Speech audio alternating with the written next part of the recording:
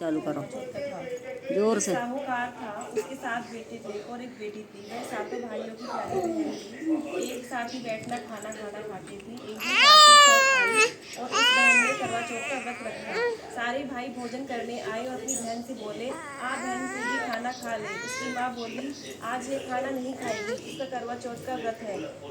जब चांद निकलेगा तभी खाना खाएगी। भाई अपनी बहन को भूखा प्यासा नहीं देख सके तो भाइयों ने छल कपट से जंगल में आग लगाकर छलनी में से निकली चांद दिखा दिया। और वह अपनी भाभियों से बोली, चलो भाभी चांद निकल आया है, अर्घ दे दो। तो उसकी भाभी बोली, ये तो तेरा चांद निकला है, हमारा तो रात को निकलेगा। ये सुनकर भाइयों से कहने से उसने चांद को अर्घ दे दिया और खाना खाने बैठ गई। पहला टुकड़ा तोड़ा तो बाल निकला, दूसरा टुकड़ा तोड़ा तो छींक मारी, तीसरा टुकड़ा तोड़ा तो राजा के घर से बुलावा आ गया कि राजा का लड़का बीमार है, वे जल्दी लड़की को भेजो। माँ ने लड़की को भेजने के लिए 3 बार सिंदूर खोला, तीनों बार सफ़ेद कपड़े निकले। अब उसको सफ़ेद कपड़े पहनाकर ही ससुराल भेज दिया। और माँ ने लड़की के पल्ले में एक सोने का सिक्का बांध दिया और बोली, रास्ते में जो भी मिले उसे पैर पड़ती जाना और जो तुझे सुहाग का आशीर्वाद दे उसे सोने का सिक्का दे देना और पल्ले में गांठ लगा देना। अब उसे रास्ते में जो भी मिला उस सबके पैर पड़ी, पर किसी ने भी सुहाग का आशीर्वाद नहीं दिया। अब वह ससुराल में आई तो दरवाजे पर छोटी ननद खड़ी थी। वह उसके पैर पर पड़ी और उसको ननद बोली, सीली हो, सपूती हो, 7 बेटों की माँ हो, मेरे भाई का सुख देख। अब उसने सोने का सिक्का ननद को देकर पल्ले में गांठ मार ली। उसके बाद वह अंदर आई, आकर देखा कि उसका पति मरा पड़ा है। अब वह उसे लेकर एक कोठरी में पड़ी रही। 1 साल तक उसकी सेवा की। उसकी सास दासी के हाथ बची खुशी रोटी भेज देती, बासी खुशी रोटी भेज देती। इस प्रकार उसे अपने पति की सेवा करते करते 1 साल हो गया।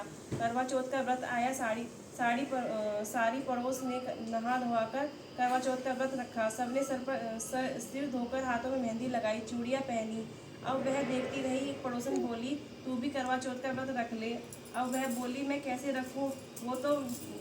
वह बोली, चौथ माता की कृपा से सब ठीक हो जाएगा।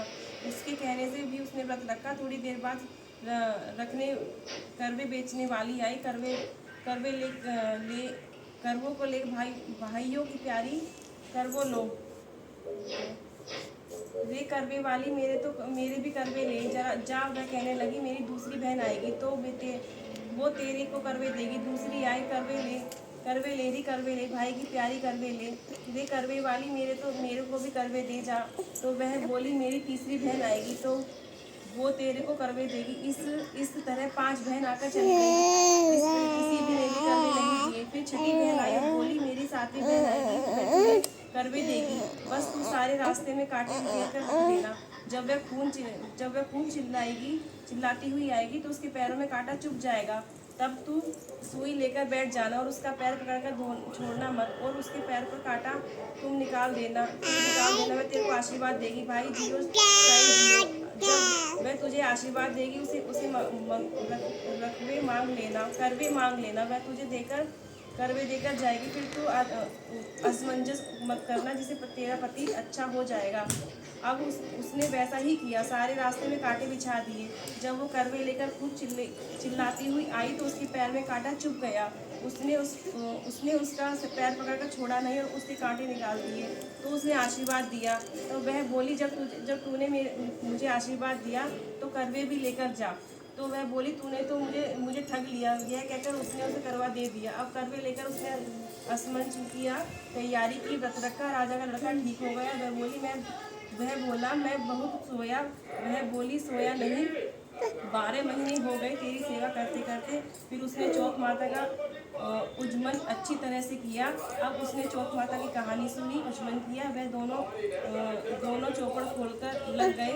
इतने में उसकी दासी तेल और गुड़ की डाली लेकर आई। दोनों को खेलते देखकर सासू से जाकर बोली, महलों में खूब रौनक है, तेरी बहू 64 साल खेल रही है। जब उनकर सासू देखने आई, दोनों को देखकर बहुत खुश हो गई। बहू ने सास के पैर दबाए। सासू बोली, बहू सच बता, तूने क्या किया? उसे सारा हाल अपनी सासू को बताया और राजा ने अपने राजा ने सारे शहर में ढिंढोरा डोरा पिटवाया कि अपने पति की जीवन सुरक्षा के लिए बहनें करवा चौथ का व्रत रखें। पहले करवे को अपने पीहर में जाकर अजमस्ती करें। बोलो चौथ माता की जय। बहुत बढ़िया। कहाँ तक करूँ? अरे स्किप कर दो, इसे इसे बंद कर दो।